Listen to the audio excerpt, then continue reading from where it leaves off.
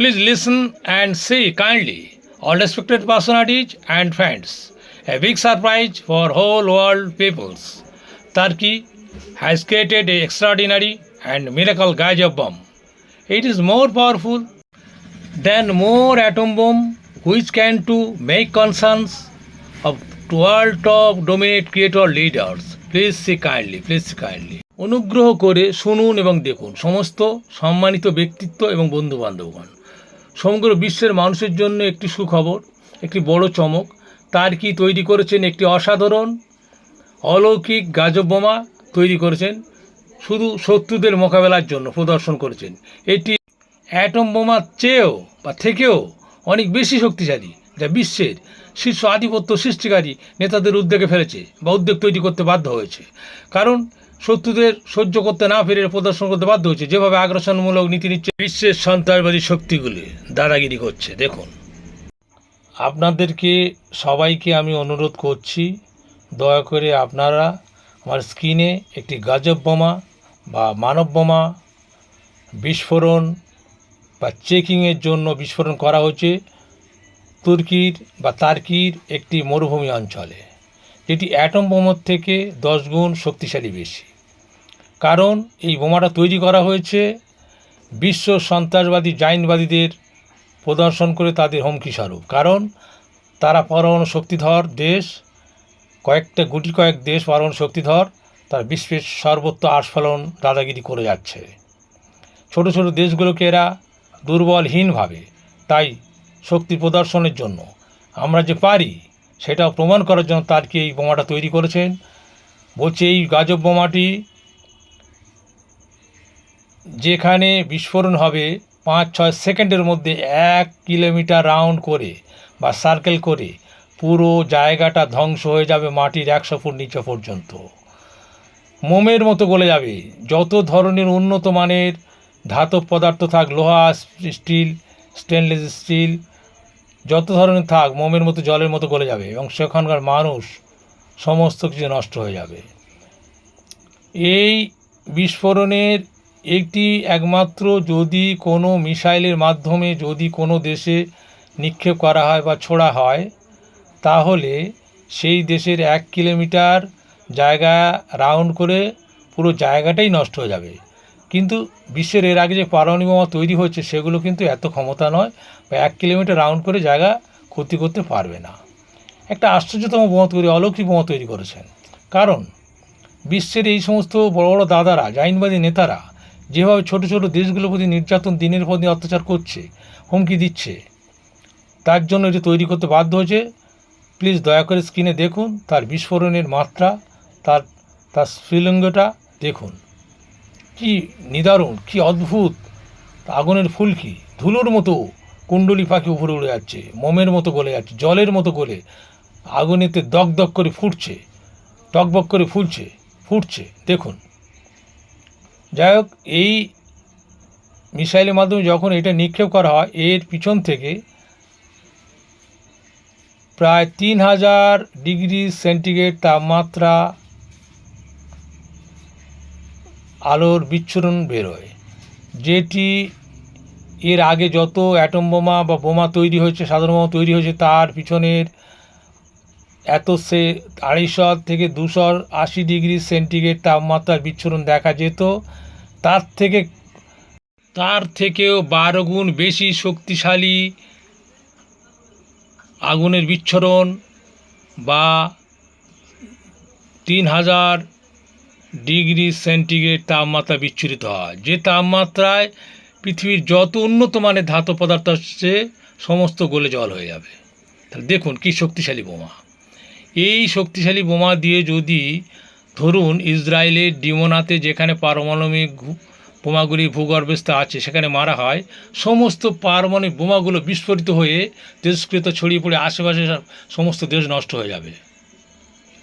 তাহলে কোনো শত্রুকে বা কোনো দেশকে ছোট ভাবা উচিত নয়।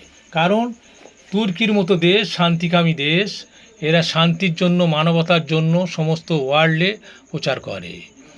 এরা মানবতা দরদি, এরা কোনোদিন মানুষকে ক্ষতি করে না। কিন্তু যদি এদের পিছনে লাগা হয়, এদের সায়েন্টিস্ট বা এদের বিজ্ঞানী দিয়েই তো এরা প্রযুক্তি বানিয়ে প্রযুক্তির মাধ্যমে ওই উন্নত বোমা তৈরি করবে এদের আত্মরক্ষার জন্য। এটাই কি অপরাধ ওদের? না। যেমন ইরানকে কদিন আগে বোম্বার বিটুমো বোমা দিয়ে বিস্ফোরণ করা হলো, ডিমোনাতে, ইস্পাহানে, ফোর্দোতে, নাফাতে কোনো তারা ক্ষতি করতে পারেনি। যাক, ইরানের প্রযুক্তি বা তাদের বিজ্ঞানীদের সেই ক্ষমতা বা যোগ্যতা দ্বারা সেটা হয়তো রক্ষা করেছে বা উপরআলা রক্ষা করিয়েছেন এবং সেই সমস্ত ইউরেনিয়ামগুলো স্থানান্তর করেছেন। যাই হোক, আমি বলতে চাচ্ছি এটাই, কাউকে ছোটো ভাবা উচিত নয়, শত্রুকে কোনোদিন ছোটো ভাবতে নেই, প্রত্যেকে মিলেমিশে সহাবস্থানে বাস করা উচিত। আজ আপনাদের শক্তি আছে, কালও তাদের শক্তি তৈরি হতে পারে, কেন হবে না, হতেই পারে। তাহলে এগুলো ভাবুন। তাহলে এইগুলো যদি এখন বিশ্বযুদ্ধ বেঁধে যায় তাহলে এই সমস্ত দেশগুলো মোকাবেলা করবে, এই অস্ত্রগুলো নিক্ষেপ করবে, পারুক না পারুক সেটা বড় কথা নয়, কিন্তু এরা ছাড়বে না। এই সমস্ত অর্থনৈতিক শোষণগুলো চালানো হচ্ছে এদের উপরে ছড়িয়ে ঘটিয়ে। এই সমস্ত সন্ত্রাসবাদী জাইনবাদী নেতাগুলো দাদাগিরি করছে, এর উপরে অতিরিক্ত মাত্রা ট্যাক্স বসিয়ে অর্থনৈতিক শোষণ, তেল শোষণ, গ্যাস শোষণ করা হচ্ছে দিনের পর দিন। এই অত্যাচারগুলো তার মেনে নিতে পারছে না, আস্তে আস্তে তার স্বয়ংসম্পূর্ণ দেশ তৈরি হচ্ছে। এইগুলো করলে অপরাধ, তাই তাদের প্রতি দিনের পর দিন স্টেপ নেওয়া হচ্ছে, নিষেধাজ্ঞা জারি করা হচ্ছে, স্যাংশন দেওয়া হচ্ছে, যাতে অর্থনীতিভাবে শেষ হয়ে যায়, তারা মাথা তুলে না দাঁড়াতে পারে। এগুলো কে সহ্য করবে? পৃথিবীর কোনো দেশ সহ্য করতে পারবে না। আস্তে আস্তে এদের মধ্যে প্রতিহিংসার আগুন জ্বলে উঠছে, প্রতিরোধের আগুন জ্বলে উঠছে, প্রতিবাদের আগুন জ্বলে উঠছে। তাই দিনের পর দিন চেষ্টা করছে, এরাও একদিন ঘুরে দাঁড়াবে। দেখুন এই আজকের বিস্ফোরণগুলো, তাদের তেজস্ক্রিয়তা, তাদের ফুলকানি। বলছে এই বিস্ফোরণ যদি কোনো জায়গাতে নিক্ষেপ করা হয় মিসাইলের মাধ্যমে, 5 থেকে 6 সেকেন্ডের মধ্যে সেই জায়গাটা 1 কিলোমিটার রাউন্ড করে পুরো জায়গাটা উড়ে যাবে, মোমের মতো গলে পড়বে। সমস্ত জীবজন্তু যেখানে যা কিছু থাকবে, গাছপালা সব ধ্বংস হয়ে যাবে। এবং এই বিস্ফোরণ থেকে 10,000 ধাতব পদার্থ এবং তেজস্ক্রিয় পদার্থ বিস্ফোরিত হয়ে ছড়িয়ে পড়বে। দেখুন কি ভয়ানক বোমা। প্লিজ আপনারা দেখুন, কাইন্ডলি ছবিটি স্ক্রিনে লক্ষ্য করুন, দেখে আপনার দেখার কিছু আছে ভালো করে দেখুন, প্লিজ বুঝুন।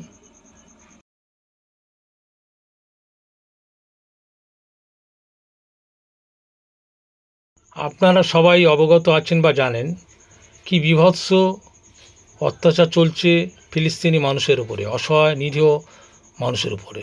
ক্ষুধার জ্বালায় তারা কঙ্কালসার হয়ে যাচ্ছে, তাদের দেহ, তারা মরে যাচ্ছে দিনের পর দিন, হাহাকারে মরে যাচ্ছে, জল একটু খাদ্যর জন্য। কিন্তু হায় মানবতা, হায় মানব দরদি জাইনবাদী সন্ত্রাসবাদী, তারা মানবতা নিয়ে চেঁচায়, মানবতা নিয়ে সর্বত্র প্রচার করে। সেই সন্ত্রাসবাদী জাইনবাদী সন্ত্রাস সৃষ্টিকারী রাষ্ট্রগুলি তারা এক টুকরো কাপড়, এক টুকরো খাদ্য, একটু কিছু তাদেরকে ছুঁড়ে দেয় না, খেতেও দেয় না। তারা মানব নিধনই তাদের বৈশিষ্ট্য, মানব নিধনই তাদের ধর্ম, অথচ মুখে বলে আমরা মানব দরদি।